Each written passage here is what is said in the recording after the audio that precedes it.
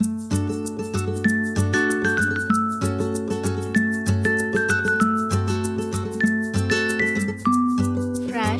Forever, a podcast that embraces diverse topic focus, guest profile, and works across age groups, providing fascinating insights week after week.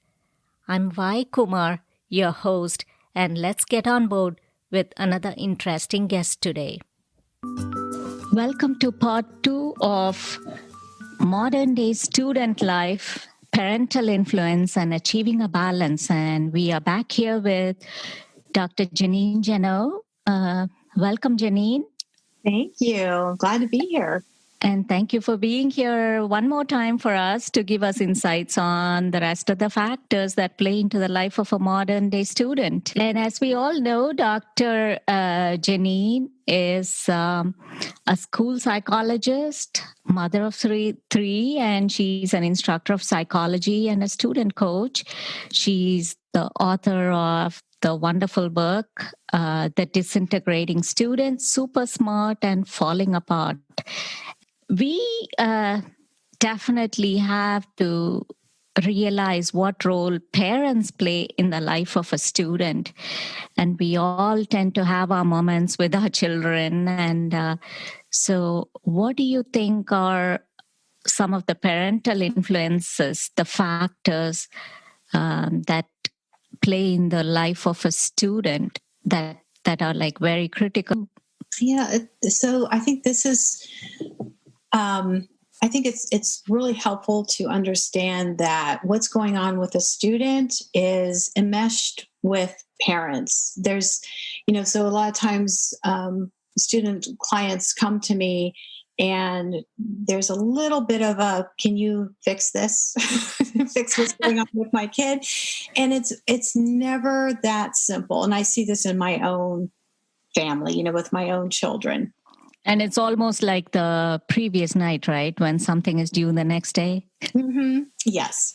And that gets to, we love our kids. We love our kids desperately, and we want the best for them. So all the stuff I will say going forward about parents, I want to be really clear that everything we are doing is coming from a well-intentioned place and a place of love and concern.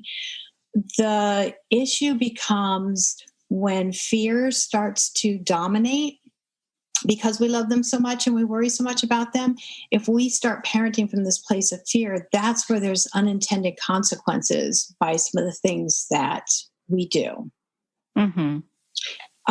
So in the book, I actually go through several specific things that I think that we as parents tend to repeatedly do. And we've been doing for decades, our parenting is coming from a place of what is the expectation in our culture, this achievement culture.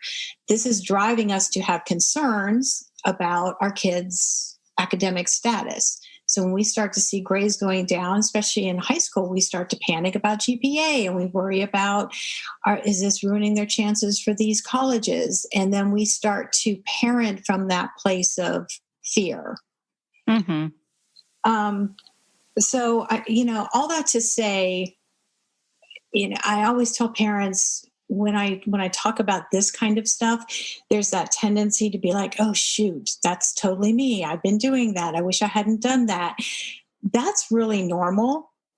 And I know this stuff. I live and breathe this stuff. And I'm making all these mistakes as of like this morning. So. Oh, trust me. I was like, every second that I read the book, I was like, is this me? And I told my husband, hey, you need to read this book too, because I just hope it's just not me feeling that way. Yeah, no, we're all doing it. I think that's so important to have that perspective and not to beat ourselves up, not to feel guilty, and to understand that the fact that anybody's listening to this podcast right now, or anybody who reads the book or is doing, we're doing our best and we're trying to be quote unquote good parents. So, that's all our kids really expect from us.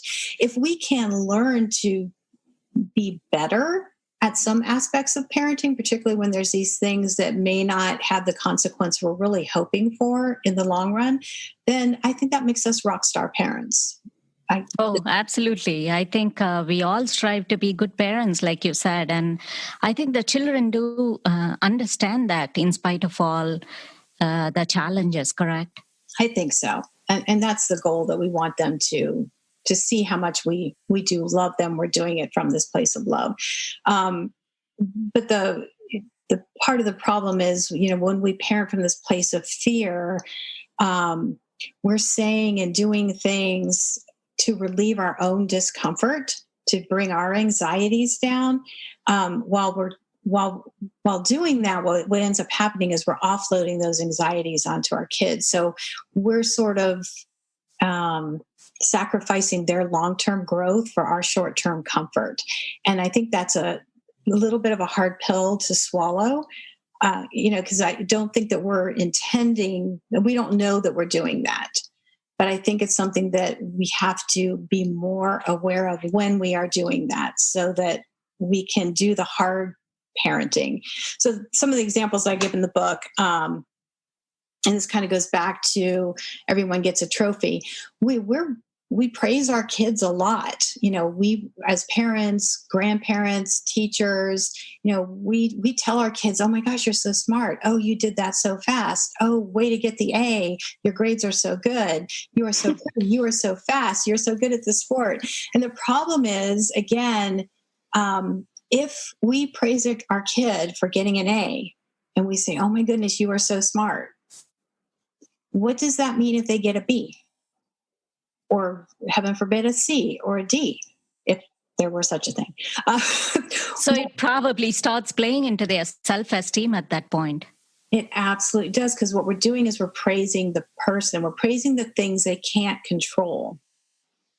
So what if and this is really tricky, because this is very automatic, and it sounds like a nice thing to do. Why wouldn't we tell you how pretty you are? Why wouldn't we tell you how smart you are?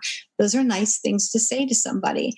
But the problem is, if that's not something within their control, when the external world is giving them feedback that, "Oh, maybe you don't look so great today," or "Maybe you weren't so smart on this test," what does that mean? So it becomes really problematic with self-esteem issues and confidence with our kids. So the tweak here is that we praise like effort. So I like the way you stuck with that. "Oh my gosh, you were really creative in the way that you approached this," or something that is in their control. If we are praising that makes a huge difference. And the problem is, it's incredibly hard to do, because it's breaking a very ingrained habit of just the easy compliment. You have to just equate it to the effort, as opposed to just being very lavish and just surface level. Just keep on saying, "Oh, you did this wonderful. You did this in a very, very nice way. Oh, you look great," whatever, right? Right. And this is the thing that kind of got our kids into the fixed mindset to begin with, is because since they were little, we've been saying these kinds of things to them. And so then they self-identify. "I am a smart kid. I'm a pretty kid. I'm an athletic kid. I'm whatever I've heard all these years. That's what I am." And if they start to get feedback that starts to make them question that, everything falls apart. And we don't want to do that to our kids. Very true, very true. And that's well said. Yeah. Otherwise, it becomes a habit and it becomes an expectation. Mm-hmm. And what other factors play a role as far as how we influence our children? Well, kind of coming back from, when we were talking in the first part about the cultural influences, I mentioned like the Adam Walsh abduction, where a little boy was shopping with his mom, was abducted and murdered, and that set off a whole host of events of worrying about our kids' safety. So And this happened in a grocery store when he was shopping, and that's where he got abducted, correct? Right, in the early 80s. And his dad was John Walsh, who went on to start the show America's Most Wanted. Through him and, the legislatures, they started crafting, federal policies to protect children. We had all the alerts that what I think today the Code Adam has gone to the Amber Alert. So we'll get notifications if a child's been abducted. So all these things happened, and that influenced our protectiveness as parents. So all of a sudden, it became really foremost our job to keep our kids safe. And what that's turned into in sort of day-to-day parenting is we protect too much. And we're creating a very psychologically fragile and a very quote unquote young generation of kids. And what I mean by that is, like today's 15-year-old is more like a 13-year-old, and today's 18-year-old is more like a 15-year-old. We have kids who don't want to get their driver's license.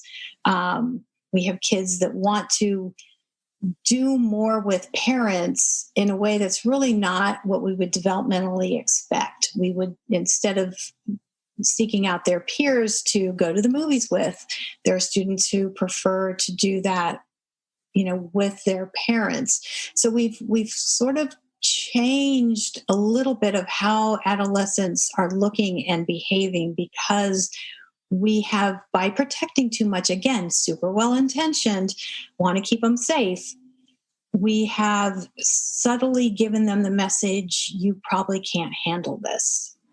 Plus, it also sends a message that, hey, I'm your comfort zone, or we are your comfort zone. So parents, so to speak. Absolutely. Absolutely. So that's something. And related to that is in all of our protecting, we tend to help more than they need. We tend to help when it's developmentally inappropriate for us to be helping them do something. And we're helping them when they're not asking us to help. And we're not allowing them to develop their own competencies in so many areas. So how better can we do as far as the protecting and the helping front? So this requires us as parents to take some serious deep breaths and allow our children to try and fail and to make mistakes. So, I think a very common thing would be something maybe in the kitchen, like, loading the dishwasher. That thing where you've said, will you load the dishwasher? And they say, oh, I would, I've got to do my homework all of a sudden because you've asked me to do this. And, so we may jump in there because we don't want to stress them out anymore. We may jump in there because we don't want to have the fight. So we are helping them. We are trying to alleviate their stress. We are also maybe thinking, it's just easier if I do it. I'll do it the right way. They're going to do it the wrong way. They may always, right? Yeah. The problem is, then how are they ever going to learn? I mean, I wasn't born knowing how to, I'm a masterful dishwasher loader. No one does it like me in the family. But then the next book has to be Dishwasher Handling 101. Exactly. So I get a little peeved when I open the dishwasher and I see things. It's like, oh, really? That's how you're going to put that in there? I have my moment. But I also realize, you know what? It's not that big a deal. And let them unload the dishwasher later and see that dish did not get cleaned because it was completely in the wrong spot or covered by something. It's that, how are they going to learn those competencies if we don't give them that chance, like we had the chance to do? Mm-hmm. Yeah, they may be busy, but they still have to set aside time to do these things, because it teaches them how they can balance time and their schedule. And probably I also look at it as, something, it's a mindful exercise. You just do it and you are so involved doing it, and hopefully not just doing it for the sake of doing it. But I think, yeah, from that standpoint, you're right. Definitely assigning responsibilities, that's a good insight. And I think you bring up a good point there when you say, they're busy. My counterpoint to them would be, yeah, I'm busy too. I think it's really, and I think as parents, particularly as moms, I don't want to be heavy-handed one side or the other, but I think particularly moms tend to kind of self-sacrifice a little bit or take on more than maybe we should to make everybody else's life and schedule and stuff go smoothly. And I did get to a point where it's like, I think I need to be a little bit more selfish here. Because I was starting to feel resentful, for the kinds of things I was being asked to do. Like, can you give me some water? And it's like, I'm actually doing something in the kitchen. They're just sitting there. And it's like, I guess I could, but I really don't see why you could, so that required a conversation with my children to say, look, I've got your back and I want to help you, but you need to step up and take responsibility for an awful lot of stuff. And I will help you where I can. And even in just having that conversation is sort of putting it out there that I felt taken advantage of and I was starting to feel resentful. My kids asked me for help in a way different way after that. So they were much more like, hey, if you wouldn't mind, or if this works for you, could you help me out with this? I would really appreciate it. Right down to like packing a lunch, which was their responsibility. But some days they were running late and I would just get if you have time and you wouldn't mind, oh my gosh, you'd be saving me. And that I was like, sure, I'm happy to do that. But I feel like sometimes we do so much and we're helping so much that there's an expectation that we always will, and that they don't need to necessarily show us some gratitude for that and appreciation. Oh, yes. And it's perhaps a good distraction for them to be involved in other things as well. That way it's like a time off from whatever constantly their brain is thinking, if it's academics, if it's just a assignment that needs to be turned in or whatever that is. And definitely we teach them to become better at managing their time, just so they don't, when they go out into the world later, they're not facing something totally new. Absolutely. And to be able not to be surprised or blindsided when they go up to college, and they can't just, if we set up the situation at home, in middle school and high school, where your only responsibility is to be a student, study, you don't have to worry about, taking out the garbage or mowing the lawn or, juggling all these other responsibilities within the household. Then when they go off to college, there are going to be those other kinds of things. And if they don't have any experience balancing, having to go get your groceries, having to take care of your banking issues, all the things that come up in life, if that's always been taken care of by parents, that can be really disorienting when a kid goes off and all of a sudden goes, oh my goodness, there's all this other stuff. Oh, perhaps right from doing laundry, correct? Oh, I really want people to have their kids doing laundry by middle school. It's just that's like my superordinate goal of mine. It's a great thing when you, as a mom, for years now, I've been doing only my laundry. And I'm a much happier human, I have to say. Oh, yes. Yeah, otherwise, those pile of clothes every single time, and just sitting with that other than doing the 100 other things around the house. Absolutely. But laundry is a great thing. If you're kind of starting from scratch and building this, letting them start to do stuff, laundry is a perfect place to start, because you do not want your college kid bringing home their laundry all the time. That'll be extra fun. Oh, goodness. What about the helping part? Like, say they tend to forget certain things, they run out to the bus, they go to school, or we drop them in school. How do you take care of those kind of situations and anything else that involves helping them? So I that's always a tricky one, because when my kids were younger, I was always at the elementary school dropping off this or that they forgot. And at some point I went, this is kind of a part-time job and they're not really learning a lesson here. And my youngest, who's a senior in high school, she would literally forget her head if it were not attached every day. Even if you lay out something for her or there's a sign or a note, she's just one of those kids who will walk out without it anyway. So with her, I started this when she started high school. So it's been 4 years now that we've been doing this. She gets 2 saves a year. And so I just tell her I will bail you out, but I'll do it twice. So save it for some big stuff. That's a very good tip.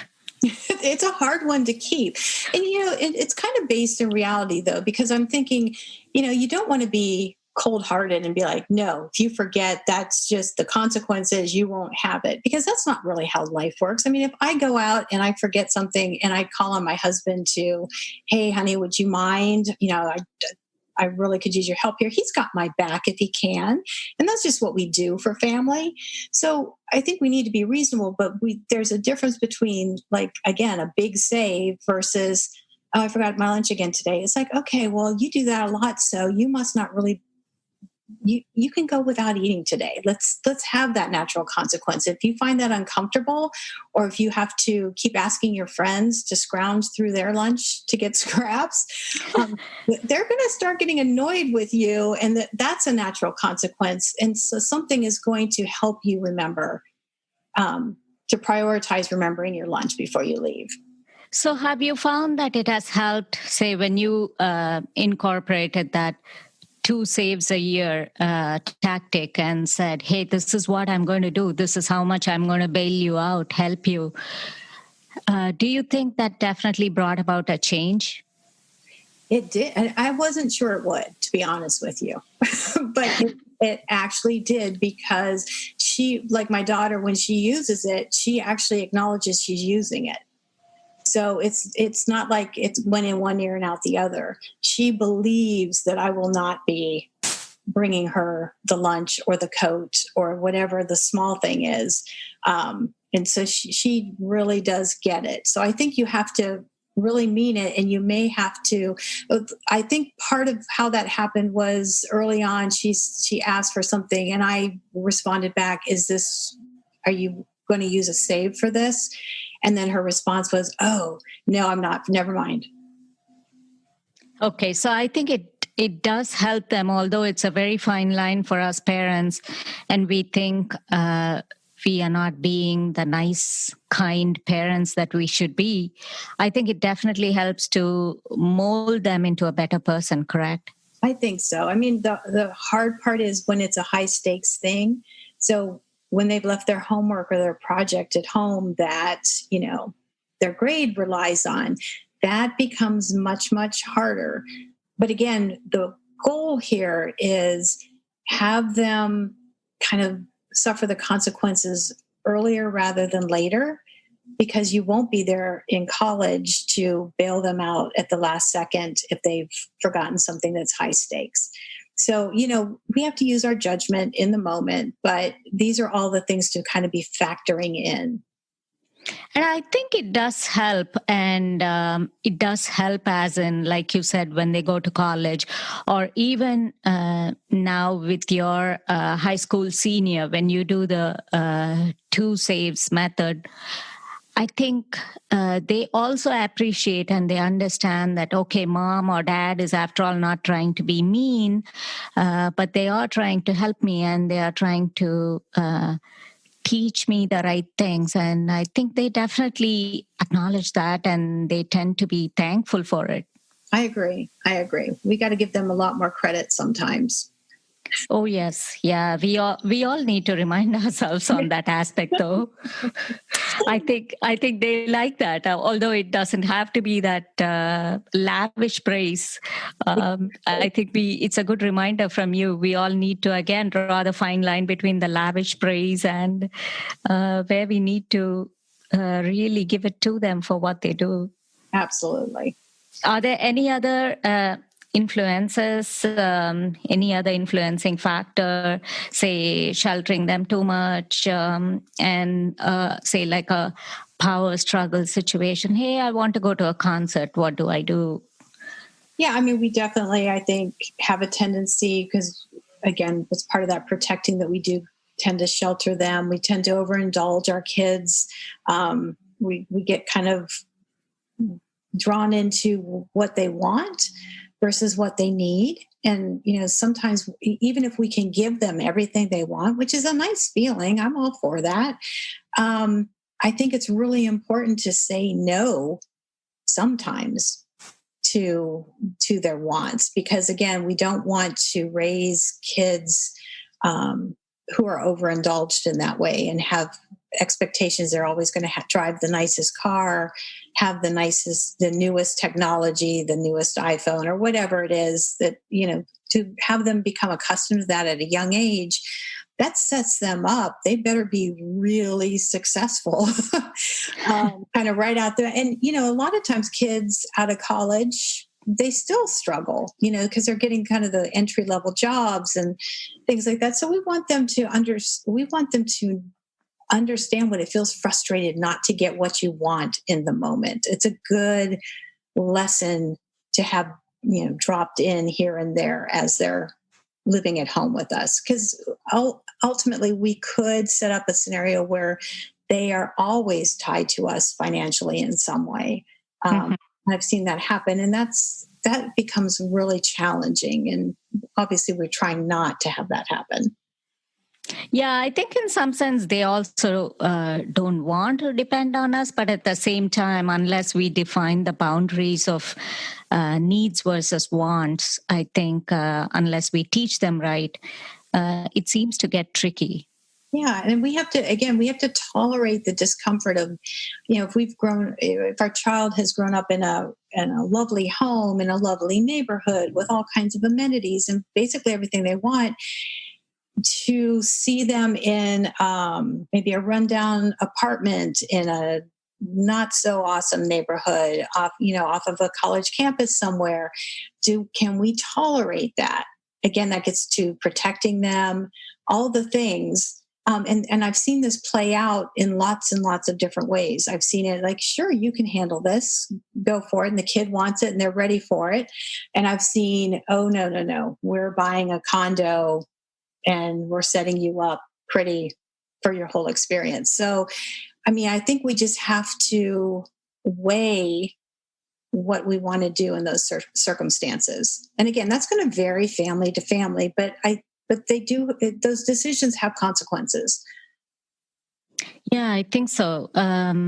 Definitely, it just all remains to be seen. Personally, for us, how we handle when our high school senior goes to college. But definitely, it's a challenge, and I think I'll have that conversation back with you when we get there.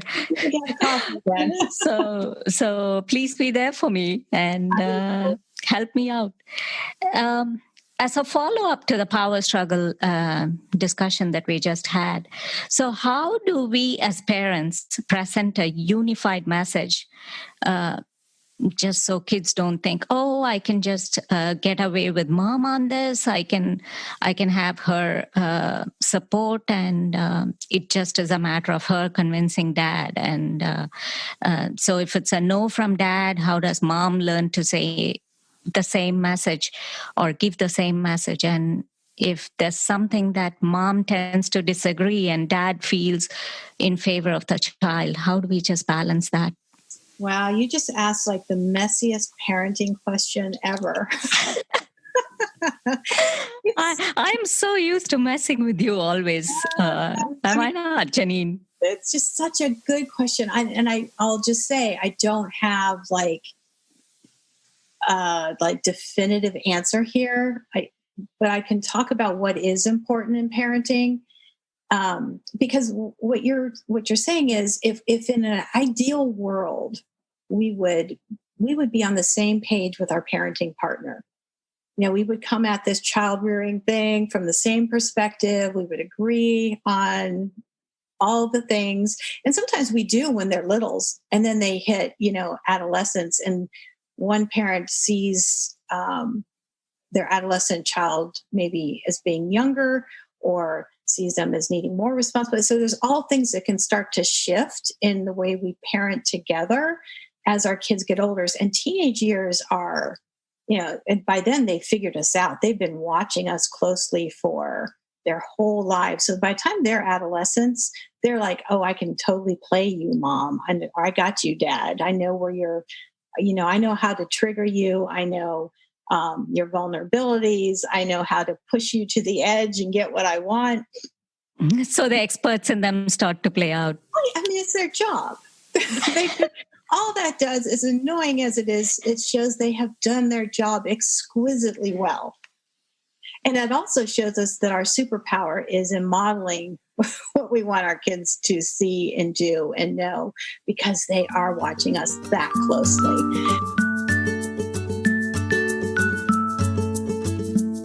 Back in a moment with our guest on Fresh Leaf Forever.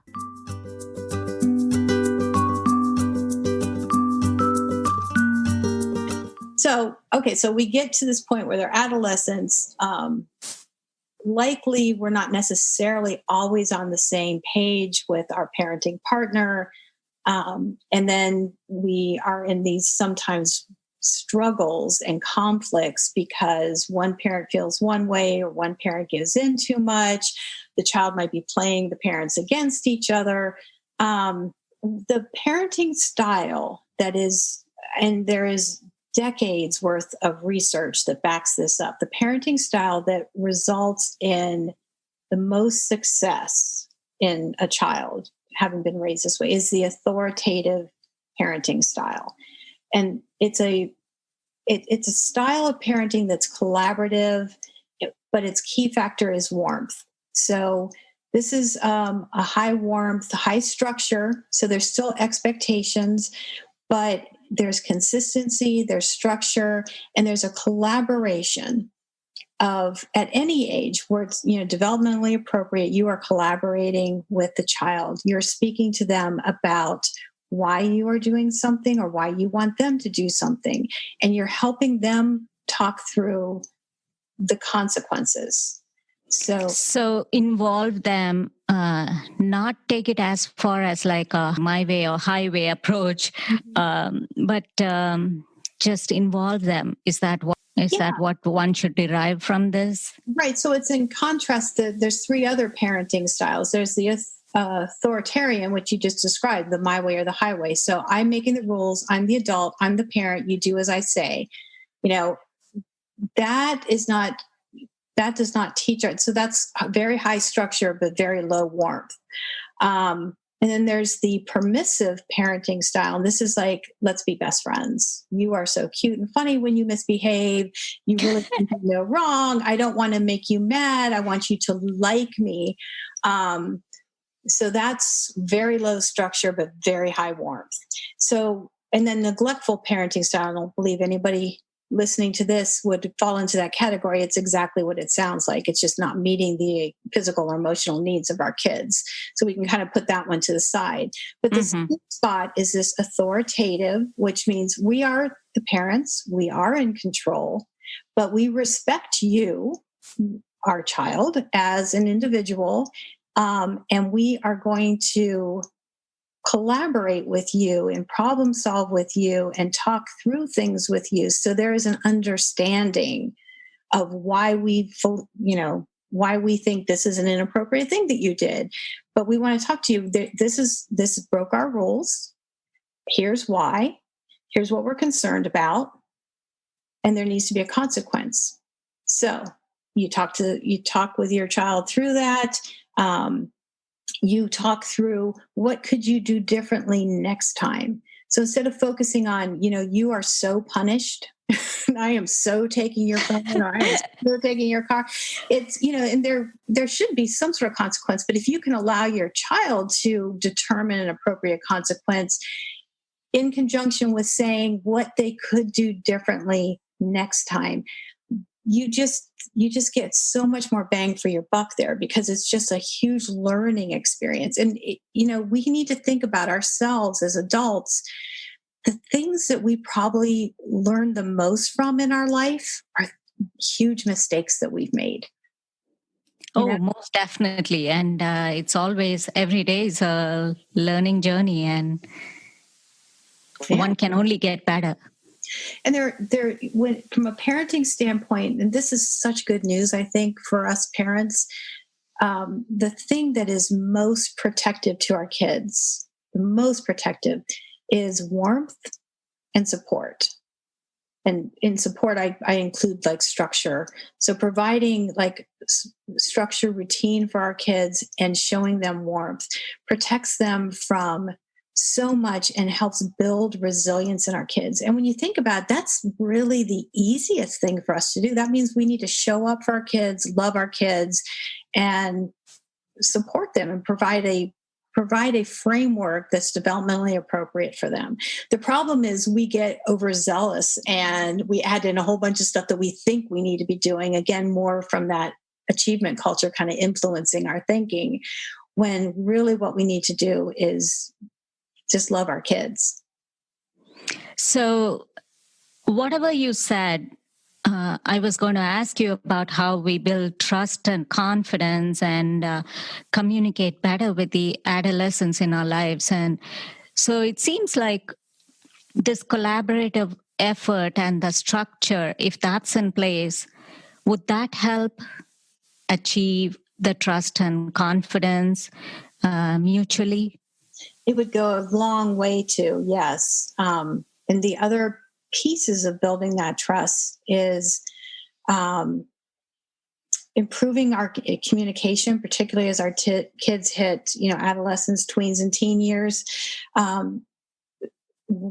Active listening. So really giving our kids our undivided attention, listening to what they are saying to us. Because sometimes we're listening defensively, like, wait a minute, it sounds like you're criticizing me. I need to defend myself. And so we're not really hearing what they're saying. We're just building our response back to them to protect ourselves. And the other piece of that is we need to be listening for what they're really saying to us. So they might be yelling at us and be really angry if you kind of read between the lines or listen between the lines, maybe they're very disappointed about something. Like they found out they couldn't go see somebody or do something, and their disappointment is coming across as anger. But if we don't listen carefully and listen to understand, then we miss that. And then we also tend to jump in as parents and try to solve their problem. Whatever they're spewing about is like, well, here's what you need to do. Or have you tried this? And what I have found is that really annoys our kids oftentimes, because they just want to be heard. They just want to vent. They don't want us solving the problem for them. We are their safe sounding board. And once we patiently listen to them, I know you mentioned about the 90-second rule in your book. So if we adopt that approach and listen to them patiently, then when they get settled in their mind with that, they probably would automatically come to you with the solution part, would they?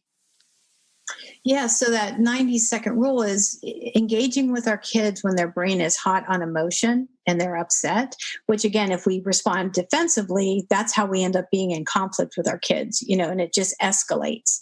So nobody wins there. And the 90 seconds is when the brain becomes emotional, all sorts of chemicals are released in our brain. So we've got cortisol and all kinds of things are happening. And once that happens, it's like shaking a snow globe. It takes a little while for the glitter to settle. So it takes about 90 seconds for those chemicals to wash back out of the brain and calm down. So if we keep engaging, we're just shaking our snow globe, and the glitter is all over the place. So, I made the point of explaining that to my children ahead of time, so that if they were getting pretty hot at me, I could say, I'm not going to engage in this conversation right now. I need to wait until your glitter settles so we can have a conversation. And they understood what I meant.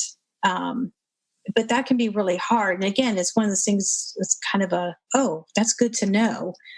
Because that would explain why every time they get mad at me, I get mad at them. And then we end up in a big blow up. And so that's really what's happening. So, having that level of understanding of each other when you're trying to communicate, particularly when it's emotional, is just super helpful. And would that help, say, if we set an example by following that 90-second rule, would that help for them to reciprocate that with you? Absolutely. And I would really, I would wait for that to happen. I would expect to see them, not keep coming at me with, their emotions, that they would need to understand they need to separate and have a moment to cool down. And my kids kind of piece that together. That's wonderful. So out of the 77 tips that you mentioned in your book, that was my most favorite section. It was hard to pick favorites though, but the 77 tips to be productive, that really was a huge eye-opener. And what, according to you, are some of the most important ones out of there? Gosh, there's so many that I find incredibly useful that I use over and over and over again with my clients and myself. And I've had a lot of, adult readers, the parents go, oh my goodness, I'm using this one, this one, this one. I love the monotasking because I think, again, this is that information that a lot of people don't have, and students certainly don't necessarily have, that our brain only focuses on one thing at a time, like a spotlight. And so we feel like we multitask. We feel like we can check our phone and do our homework and talk to our sister in the bedroom next door. We feel like we're doing all that at the same time. Wow, we are awesome and being so productive. The problem is every time we do, like if we're working on a homework project and we go check the phone, or just even if it's 2 seconds, that 2 seconds, it's a shift in attention. The brain just does it incredibly quickly and seamlessly. But in shifting, we then lose ground. So every time we interrupt what we're doing that's important, which let's say it's supposedly the homework that's important, every time we take a small micro shift away, we're losing ground when we go back. So we're not creating strong memory connections. We think we've covered something that we haven't. We've lost our place and we lose time. And so how I explain that to students is, and this is good for us adults too when we're working, something that would take you a half an hour is now going to take you 45 minutes to an hour because you've lost so much time in all these little micro shifts that you've been doing. So multitasking, not really a thing. Okay. And you also mentioned about the reality check as far as time management, and at least get something started as opposed to nothing, right? Yeah. So the brain operates in this I have a lot of brain hacks for students because I always want them to understand. I'm not telling you, don't do this just because I'm telling you. I'm telling you how this is actually going to kind of bypass something in your brain that wants to do it a default way. Let's bypass that in a way that helps you. And that starting something thing is opening a loop in the brain, and the brain loves closure. So when we start something, it does a couple things. One, the brain starts to, so let's say it's a paper, and I have not met a student who loves to start a paper ever. So I say, okay, so here's how you start a paper. You create a folder, you open a file and name it, and you type out the cover page. And that is starting your paper. And that opens the loop in the brain. And it changes your self-talk to, oh my gosh, I've got this big paper to do, which your brain hates that. It says, oh, no, thank you. That sounds horrible. Let's procrastinate. Let's play that video game. But when you have started the paper, even if it's something really, really small, your brain goes, I need to work on the paper. I need to do more on the paper. You can totally say something different that your brain doesn't get all like panicked about and say, oh my goodness, let's find something way better to do real quick and distract you from this horrible paper thing. So opening a loop is a really good brain hack. Oh, that's excellent. And also some of the other aspects you touched upon earlier, that we need to appreciate their strengths. And likewise, it's good for them to do it on their own and not just be very critical of themselves. And the one other thing that I found very interesting from your book was pick the right place to study and adopt handwritten notes. And in this digital world, a lot of people, I see even my own kid, she tends to take notes on her laptop. Yeah. And, I'm not sure we're going to be able to do a 180 on that, with, especially in our COVID times, but and there's two issues here. So it's expedient to take laptop notes. So students prefer that. The problem is it's passive. And I talked about how passive stuff doesn't really help us very much. If you are doing handwritten notes, you have to be kind of thinking about what you're writing down as you're writing it down and trying to summarize, and we get clever with abbreviations. It's a much more active process. You're engaging more senses and you are more likely to remember the information. So I tell students that is a form of studying, taking good notes by hand. So some students will take laptop notes and then later rewrite them, which again, if it's just passive rewriting, not as helpful, but rewriting, sort of summarizing, writing in your own words, can be really helpful. And what about the right place of study? How significant is that? It's very significant because so many students, particularly again with the virtual playing such a large role, are in their beds studying, which is the worst place to study, especially when we value sleep. And what I tell students, and again, this is just, why would they know this? Human beings learn two different ways. We learn through kind of reinforcement and modeling, and we learn through observation and modeling, and we also learn in this involuntary, unconscious way. It's called classical conditioning. And if anybody's familiar with Pavlov's dog, that's what I'm talking about here. But basically, it's our bodies understand connections between a stimulus and a response.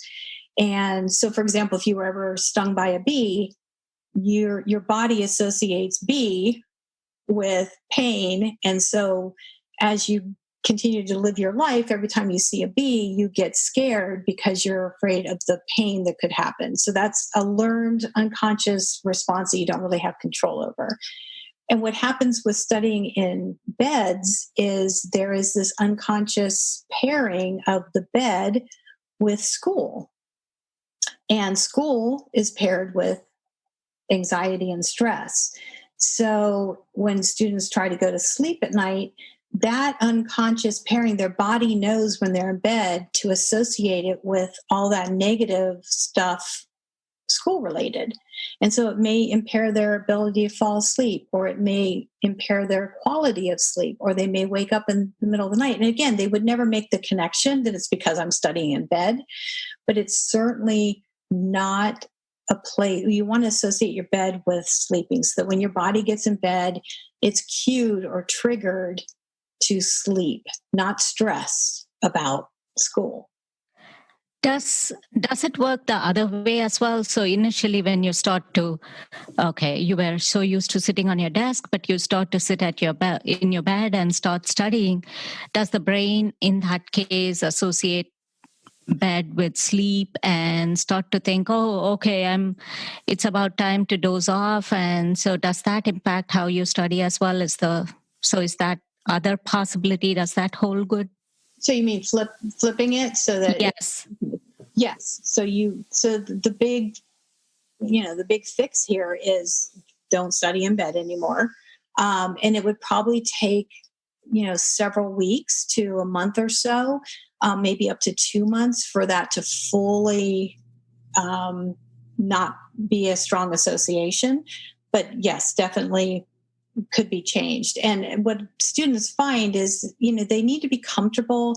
They need to be, the study environment is just hugely important. Some students need background music, background noise, people around, especially our introvert or extrovert kids. They actually do better in group situations or in the kitchen where there's people around, it actually helps them focus. Whereas the opposite is true of some of our introvert kids. They need alone time, they need quiet. So it's really important to kind of understand our kids and what works best for them, because there really is no one perfect fit. Like perfect quiet that will be horrible for some students. They really do need some sort of input. It actually helps them. It's the kids who tend to use fidgets and things like that to focus, or doodle. It's the same kind of thing. But, if we as a parent, that's not our experience. I hear a lot of parents say, they need to have complete silence, or they need not to have their music playing. How could they possibly be concentrating? They actually could be. So it just really, I think we owe them to explore that further with them, what is working and what doesn't. And that's one of the things I do with my clients, is I try to break down a lot of them don't even have a study environment. So first of all, it's like, you should probably care about studying. So let's start from scratch. Where do you want to study? And we may experiment to see, well, what is working best for you? But it's a real key important component. Okay. And how can you, what is your best advice to someone that constantly has test anxiety? And we live so much in this digital world. So is there like a digital detox idea that you might suggest? I'm sure so many parents are struggling with, hey, why are you constantly on your phones? Yeah, the phone and the screens in general are just a huge issue. So I never, if I told students I wanted them to do a digital detox and just get off their things, they would never talk to me again. So I don't go there. But I do talk to them about gaining control over their screen use. And so I call it a digital declutter. So take some things away for a set amount of time, and then see what you miss. And also I talk to them about different ways that they can manage, and this applies to us as adults too. You can gray out your phone so it's not as colorful and it doesn't engage the brain so much. These devices are meant to suck us in. They don't, they're doing things to our brain it's beyond our control. So the whole addiction piece of it that we all experience to some degree is very, very hard to get control of. So I do help students come up with some ways, getting it out of sight. So students think, well, I put it down on, it's face down, it's on silent next to me when I study. Well, research says if you can see it, your brain is still connected to it. And that's, again, why would they know that? So the better advice is go put it in the bathroom or downstairs in the kitchen until you've finished your 20, 30-minute chunk of studying. Then go down, take a break, take a look at it if your brain needs to, and then come back up and do another chunk of studying. So that's one of the ways I approach the screen issue with kids. And just to make parents feel a little bit better, there are two things that mitigate all the screen use, that make it better. And one is nature. So if our kids are outside in nature, or anybody is, that actually is very protective. And the other piece is being face-to-face with other kids, which, again, it can be more challenging, particularly now with if kids are home virtual. But, so if a kid plays a sport, though, or, it's getting together with groups of kids, that actually undoes some of the negative of all that screen time. So just keep emphasizing as much as you possibly can. Yes. Okay, yeah. That's great. And just very quickly on the test anxiety aspect, please. The test anxiety is all about our kids showing up and being in a stress response that's fight or flight, which I go into this quite a bit in the book. But just briefly, the test is not life-threatening. But if the brain responds that way, the brain can't think. So it's that emotional brain overpowering the thinking brain. So what I teach students is how to have, we have two other stress responses, and one is called a challenge response. And this is the challenge, this is the stress response we do when we're really engaged in something. So I always do that, if you're standing over a 3-foot putt for a few $1 million and you make it, you probably were using your challenge stress response. And you feel excited, you feel energized, you feel the same kind of stress. It's just how you're interpreting it. My stress is here because this is important to me and my body is trying to help me, versus this is going to be terrible and I'm scared and I don't know what to do. Those are two different ways that the brain physiologically we show up, and we can either perform and rise to the challenge, or we choke when it comes to a testing situation. So embrace the challenge is the message I'm hearing. And so that helps you trigger a positive response, and then it becomes easier and you start remembering everything, or at least you don't forget anything, whatever you have prepared for. And then it becomes a much easier situation. Is that correct? That's correct. And it really is, it's a mindset thing again. So there's a stress mindset. So I teach students how to have that challenge stress mindset when they're sitting down to take a test, and understanding that stress is not a bad thing. Stress is just a signal in our brain that tells us, pay attention, this is important to you. Awesome. And last but not the least, Jannine, if you can give our students, parents, and all the listeners here as to how we handle situation of this pandemic-driven world. Well, it's fine. There's no problem. No. Yeah, it's just so easy to navigate. Oh, good gravy. Yeah. So I think the best advice I could give, because we're all, I've used the expression a couple of times, we are the sausage being made right now. We are in the very messy middle, and that is a very vulnerable, uncomfortable place to be. We don't know what's going to happen, when it's going to happen, or how it's going to happen. And no one likes uncertainty. No one likes to feel out of control. And this is a collective experience right now, kind of unprecedented in our lives. So I think it's important to recognize that. And from that, we have to adjust our expectations for this moment. If our definition of success is what it was pre-COVID, we may be setting ourselves up for a lot of heartache, and a lot of re-traumatization. So I keep seeing this happening where, when we started off in March and there was like, well, maybe 3 weeks we'll get back to normal. Okay, well, certainly by Easter. And okay, well, certainly by, and every time if we bought into those like little kind of projections that we had, every time they didn't come true, we were re-traumatized again. And that's really, really hard. So I think, we need structure, we need routine, and we need reasonable expectations right now.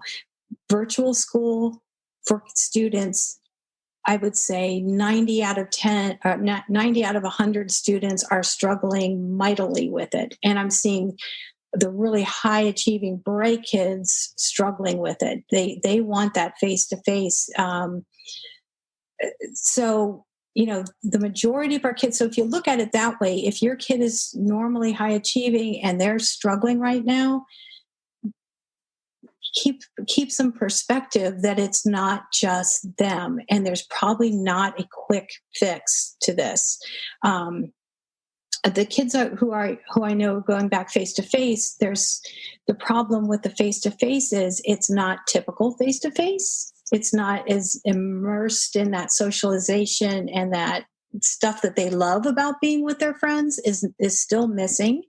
And there's a lot of inconsistency in the face-to-face with closures, kind of going back and forth between this virtual and face-to-face world. And I'm finding students struggling with that more than the students who are on full-time virtual, because there's that consistency built in, as much as they don't like the virtual, at least they know what to expect, and it gets that consistency and routine. So I think that's kind of where we are right now. I'm super concerned about the well-being and the mental health of our families in general. And, you know, how I'm approaching that is trying to reframe in a positive way as much of what's happening day to day as I can. Oh, that was precisely what I was going to ask you. So, amidst all the challenges that you highlighted and that everyone is facing, how we strike that balance, right? So it's another aspect now of the modern day student life, and how parents, students, and everybody around, the whole support system, the teachers or counselors like you, how best we can drive home the positive message. And just like you touched upon, say if we tell our brain to kind of rise up to the challenge, or in this case embrace what's ahead of us or what's in front of us, could that possibly make it easier? I think it makes it more tolerable, because anyway, I'm not talking about like, put a positive spin on it. There is no positive spin. This is not a positive thing. But there are some positive or worthwhile benefits coming. So, for example, when this first started happening, I heard a lot of my clients and my own kids were, so they weren't seeing their friends because of, we were all in quarantine, but all of a sudden they were connecting with kids who moved away and, camp friends. And I did this too. All of a sudden my high school friends kind of reached out and we all got together on this big Zoom call, which we never would have done. So, I mean, that's the kind of thing I'm talking about, where it's like, it is what it is, but we're taking some positive stuff from it, and hopefully we are, I talked at the very beginning about this, the achievement culture got us here. This is our chance. I mean, we're seeing everything laid out pretty bare right now in our educational system, and even in our families. This is our chance to make those adjustments. We need to show up as our best parenting selves for our kids. We need to show up as our best selves in our families right now. And I think we can do that, but it's going to be hard, and it's going to be effortful, and it's going to be super messy.